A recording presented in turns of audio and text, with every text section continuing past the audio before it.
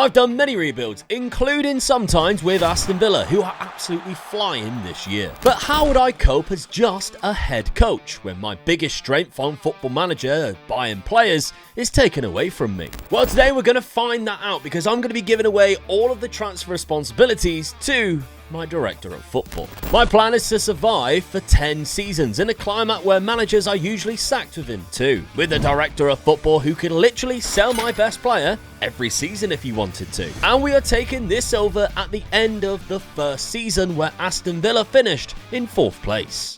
My first task in charge was to bring in a world-class director of football in Paul Mitchell, a man with great abilities to judge players but a wide array of knowledge too. However, I was regretting my decision to hire him as within the first month, he had already sold my goalkeeper Emi Martinez to Manchester United for 35 million. The disappointment then continued as Yuri Tillemans was sold for Real Madrid for 49 million, and striker Gasson went to Barcelona for just 22 million. With just 2 players coming in who cost £4 million each, I was starting to think he was taking the mick.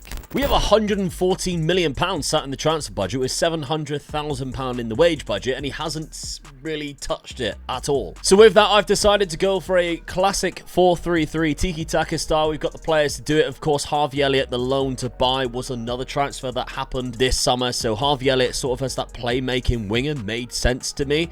And with Morgan Rogers from the left-hand side as sort of a wide forward, I think he can combine quite well with Ollie Watkins up front. Outside of an opening day loss to Arsenal, the team bounced back well considering some key players were sold and weren't exactly replaced, winning the next 3 against Palace, Brighton and Brentford. We kept up similar form throughout the first few months of the season, including a big win against City at the Etihad. Ollie Watkins and Morgan Rogers were on huge form too, with Rogers scoring 12 and assisting 21 by the end of January. Speaking of January, Paul Mitchell, my director of football, has finally started spending some money as he brings in Gregor Kobel as our new goalkeeper from Borussia Dortmund. Now you might think that's amazing, although he didn't spend the rest of the money. However, that £47 million didn't even come out of the transfer budget because we already had £60 million going in for Amadou Onana, arguably our best midfielder. Of course, this felt like 1 step forward and 2 steps back, but on the pitch the lads were still overperforming and even going rather far in the UEFA Champions League, getting all the way to the semi-finals after defeating Barcelona to face Liverpool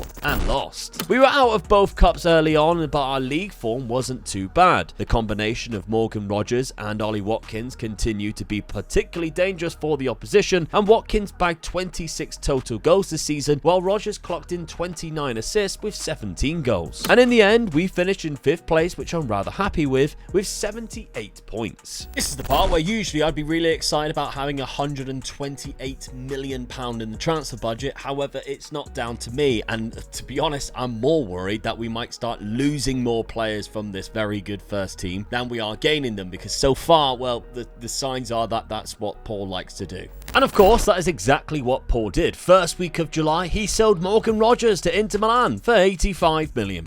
He did start the window quite well though, bringing in Felix Nmecha, an attacking centre midfielder from Borussia Dortmund again, for £43 million. And he replaced Onana with someone much better arguably in Zambo Anguissa, who might be 31 but is still very good and on a loan to buy from Napoli. Now, loan to buys are great when you're looking to save cash if you don't have a lot, but we have £129 million in the bank account. We're about a month away from the first game of the season. We need some transfers. We need to replace Morgan Rogers. By the time the season was about to begin, we kind of replaced him with Keane Lewis Potter, who I don't think is better, but will do for £31 million from Brentford.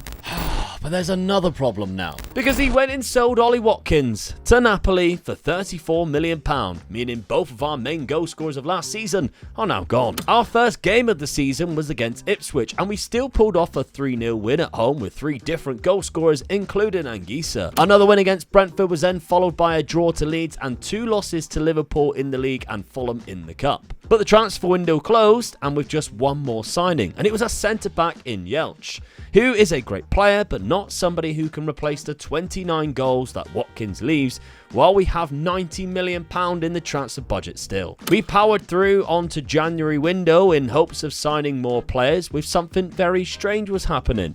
We were somehow amazing. Donyell Malen stepped up with goals, and Anguissa and John McGinn supported him with 14 and 10 themselves. And when January window ended, we were top of the Premier League. Unfortunately for us, Donyell Malen picked up a bad injury, however, but Paul Mitchell had a plan. Of course he did, by selling Pau Torres to AC Milan for £32 million. But he did sign 2 strikers, which we definitely needed. The first being Asllani from Hoffenheim for £27 million, and then Matthias Arezzo from Gremio for £15. The other 2 signings included Andrew, who was just a backup goalkeeper for Cabell for £5 million, and then Muharemovic from Sassuolo, a left-sided centre-back to come in to replace Pau Torres for £16 million, who I actually rate quite highly, to be fair to Paul. So although the signings are still a little bit off, because I mean we've transferred out £158 million, there's like youngsters going out here for like £20 million, I mean fair play getting that much money for them. We still need to bring in more players.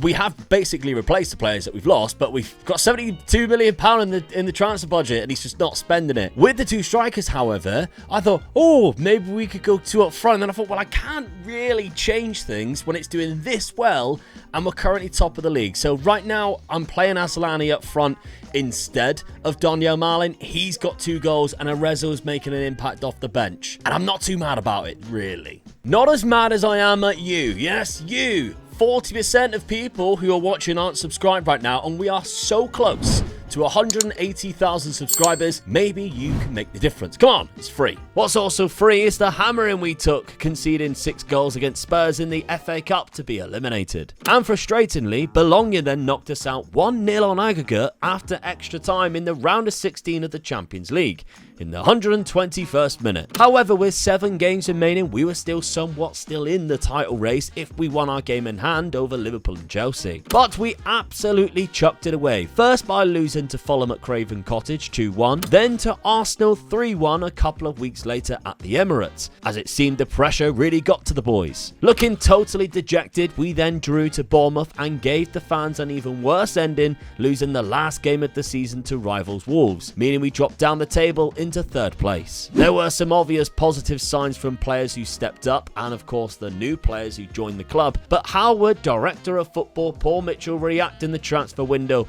with £120 million to spend? By the time season 3 was about to begin, we were without Matty Cash, who went for £11 million, Kamara, who was then sold to Real Madrid for £52 million, and the worst one of all, Gregor Cabell, who I can't believe Paul sold to Arsenal for again £52 million.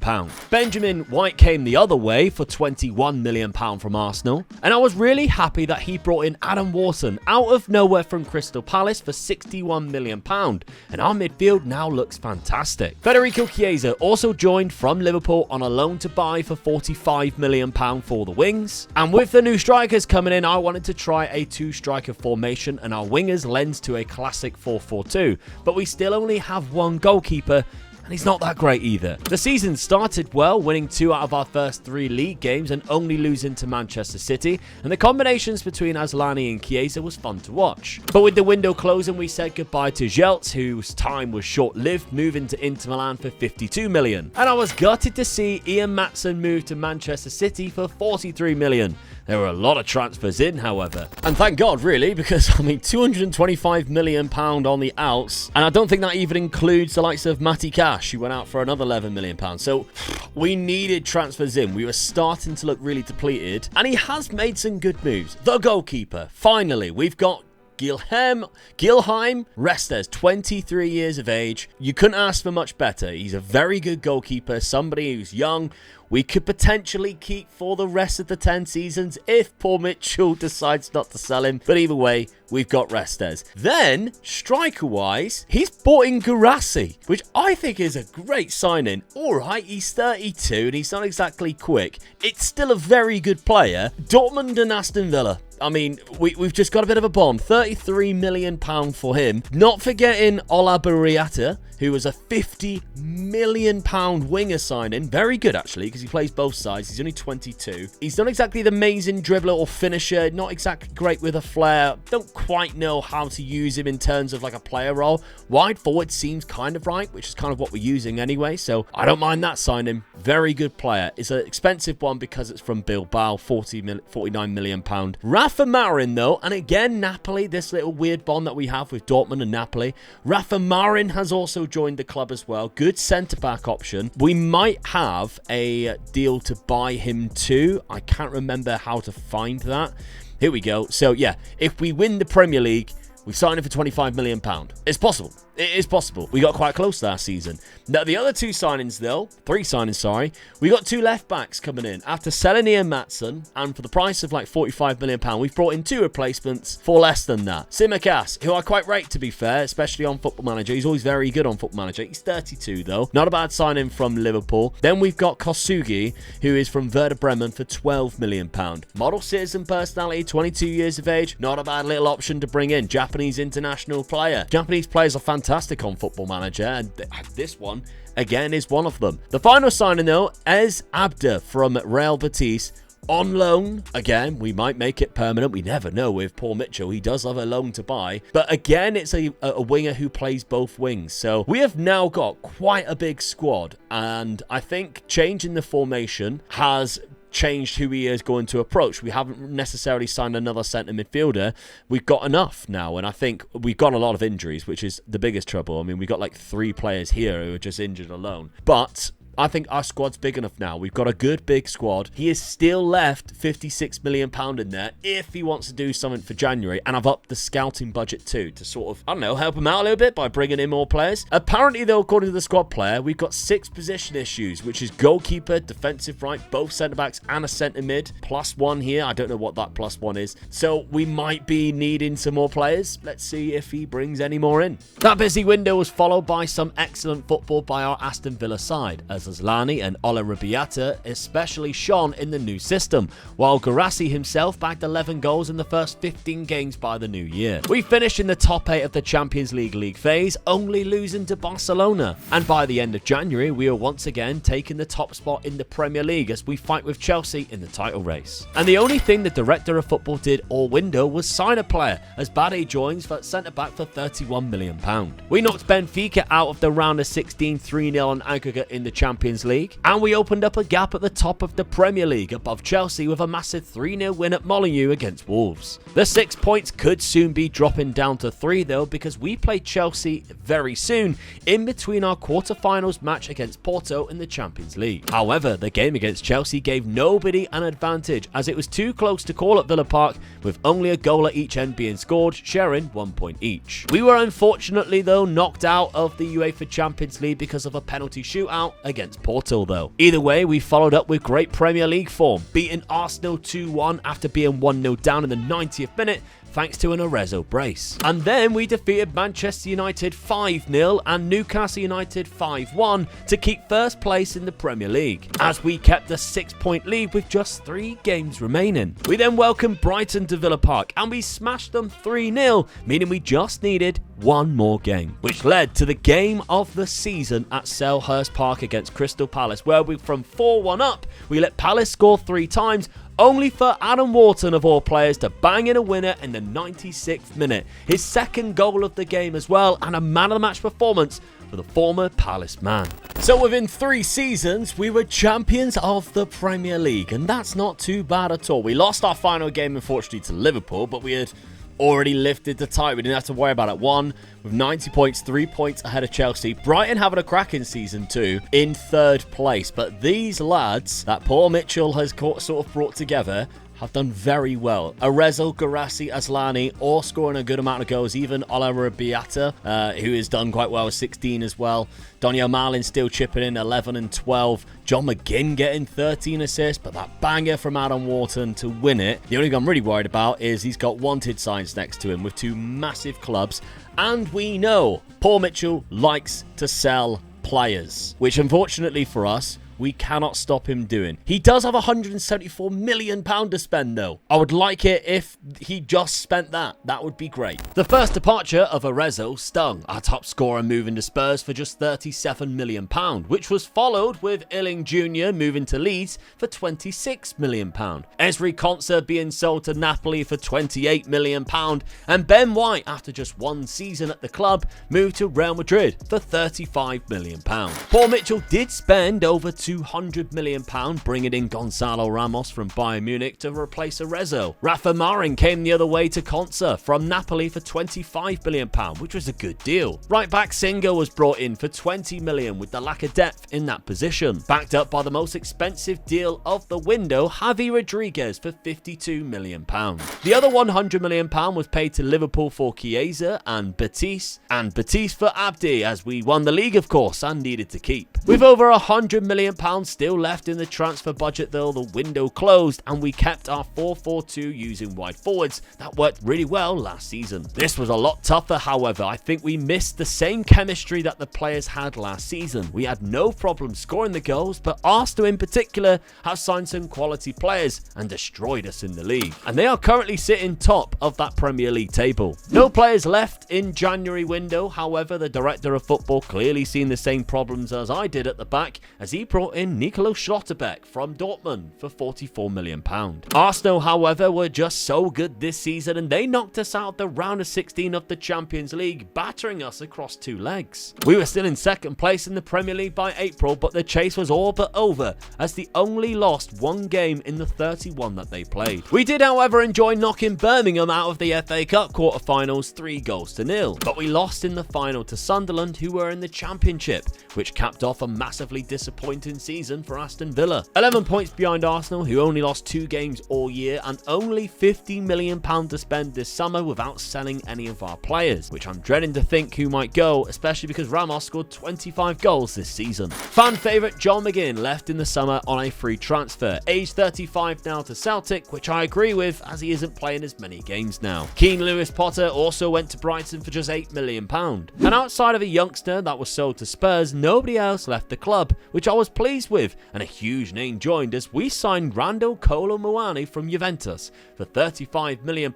And although he's in his 30s now, I still think he could do some damage. I also noticed coming through the academy was a couple of really good youngsters, especially Gareth Henderson, who stood out from the rest as one to keep an eye on. The new striker's impact that he made to the side, scoring 29 goals by the end of the January window, was underestimated. And thankfully, Paul Mitchell didn't sell him, and we have him for the rest of the season at the very least. This season, however, it's Liverpool who took over from Arsenal, who are having a blinding campaign and still unbeaten by the end of January. But I am more than pleased with Director of Football Paul Mitchell, as he's keeping all of our players in January and buys Johan Bakayoko for £65 million to help on that right wing. Another good league phase of the Champions League then led into a round of 16 win over West Ham, who beat us in the first leg, but we overwhelmed them in the second, winning 6-4 on aggregate. However, 3 draws in March meant that we were almost out of the title race, 13 points behind Liverpool with just 7 games remaining. This meant that we could focus on the UEFA Champions League and Inter Milan in the quarter-finals, where we pulled off an amazing 3-0 first leg win at Villa Park, surviving the second leg in Milan thanks to an extra time goal. However, the semi-final, we were at home to Juventus with the match finishing 0-0. But with Juventus scoring 2 goals in Turin and taking a 2-goal lead, we looked dead and buried until a massive comeback happened in the second half, and a winner was scored in the 93rd minute to take us to the final thanks to Aslani. That final, however, was against PSG. Unfortunately for us as well, our key defender Schlotterbeck was missing, while both Marin, the other centre-back, and Ola Barrieta was carrying knocks. But Kolo Muani, he scored 40 goals this season so far. Also got a couple of youngsters on the bench because unfortunately with the registration rules, some of the players, including Bakayoko, couldn't be registered this season. So we're underway in this Champions League final against an unbelievable PSG team, by the way. They have Erling Haaland, they have Bukayo Saka, and they have Anthony Gordon up front. So what a front three. Plus, I mean, the player roles that they are using, I mean, Hakimi on an inside fullback, and that's quite an interesting one. They're copying what we're doing. But here we have a highlight, just 6 minutes into the game. And it's PSG with the ball, which is never good. They've also got Wesley Fofana and Murillo as their back two. Obviously, we're 5 years in now. so maybe Marquinhos is sort of retired. Bukayo Saka back to Vitinha. They've still got the legendary midfield. We're giving way too much space in there. Jesus Christ, that's flash past Restes. Now, we have made a little bit of a tweak. We've put Harvey Elliott in there because of Ola Ribiata's injury, and we've stuck him on a winger instead of a wide forward. He's not very good as a wide forward, so I'm hoping the winger gives us more width, more creativity, with Anguissa as sort of like a bigger threat in, or bigger presence in midfield, and I'm hoping that's, you know, the way to go. We've got options though on the bench. Despite having the youngsters, we do have options. We've got Chiesa, we've still got Garassi, we've still got Aslani, who is a very good target forward if Ramos isn't performing. There's no way we can take off Kolo Muani though. That man is staying on the pitch. 40 goals this season, unbelievable from him. Here we go, Wharton locking the ball in. Get in there, Baddie, with a Baddie goal. Get in. Love that. What a ball from Adam Wharton into the back post, and Loic Baddie is there. Whoa, big rising header. Get in. Love that. Absolutely love that. We're in front against PSG in the Champions League final. Of course, I had to stand up. No way I could sit down for this. It's a bloody Champions League final. I should have had a suit on, really. All right, so far we're dominating. They haven't had a shot on target, but just you wait, because I guarantee it'll be this. And with Erling Haaland up front, you can't stop him, really. He is too good. There's the inside wing-back, Nuno Mendes, and the inside full-back, Hakimi. Yeah, it's a strange little formation. I bet that would never work for me. Anthony Gordon, doing what Anthony Gordon does best. Sorry. I don't know why he's catching strays. All right, half-time, 1-0. Got to be happy with that. We still haven't let them have a single shot on target, despite them having 60% possession. We've equaled the shots that they've had. But yeah, I mean, we've been good for it. Set piece. Who are we? Arsenal? Come on, let's go. Second half, just as tight. I don't really know how to close out games against like a big side like PSG. All the times that we've played, I mean, to be fair, the earlier round of the Champions League against Inter Milan, we did drop into a 4-5-1, but that was sort of like 5 minutes to go. Ramos. Lovely to Kolo Muani. 40 goals this season. Have I mentioned it before? Oh, good play from Harvey Elliott. I'm glad we've given opportunity here. There's Kolo Muani. Kolo Muani. Ramos. Ooh, it's unlucky, really. A last gasp block by Wesley Fofana. Don't even get to see the corner. That's the full highlight. Unbelievable. Let's give him a bit of a shout. Demand more? Yeah, let's demand more. I never know which one's the best one to do, but we'll see. Demand more is always the go-to. So far, so good. Hour on the clock. 0 shots on target for PSG. Come on, lads. Let's keep this going. Unbelievable. The only good player at the minute is Murillo. Haaland is on a 6.2. I shouldn't have said that. Should not have said that. Everybody's not, like, obviously outside of that from Marin, who we can't really take off because centre-back wise, we're a little bit short. Everybody's doing okay. I might take off Harvey Elliott. Might switch around the wingers. Okay, here we go. Harvey Elliott. Oh, he heard he might be coming off, so he's going to whip a cracking cross in. Oh, it was a good cross, though. Ramos. Ramos. Oh, he's digged it. That's against his former club. I've just realised we've got 2 PSG strikers up front. Gonzalo Ramos and Kolo Muani. Get in. Gonzalo Ramos with the goal. Did he, like, chip this? This is such a weird finish. I like it, though. Takes it past number 9. No, I don't know who that is. Saka. Oh, that lovely little dink. Lucas Chevalier is doing one of these, and he can't quite get to it. Brilliant. 76th minute. Right now we can make some changes, calm the game down. Let's add some team instructions of time waste the crap out of this game. Come on. We already got it on standard, but let's do that. Let's do that. Let's time waste even more. I don't really want to change too much. Let's be more disciplined. Let's be more disciplined. We'll be more disciplined and then change a couple of names. So let's change both wingers, to be fair. Okay. Options that we have. Let's go with... Oh, do I go Chiesa? Chiesa for Abdi. All right, let's put Ola Barriata on because although he is injured, he can still do a job. He can still do the job. So let's stick him on. We'll keep him on a winger. I mean, what's Chiesa at this point of his career? Because he's dropping off. He's like 34 now, 33. We're all right. I want to put Aslani on, but Ramos has just scored a great goal. I'm still going to put... No, I'm not. Imagine scoring the Champions League final like that, and then you get absolutely hooked off. That cannot happen. Right, for now...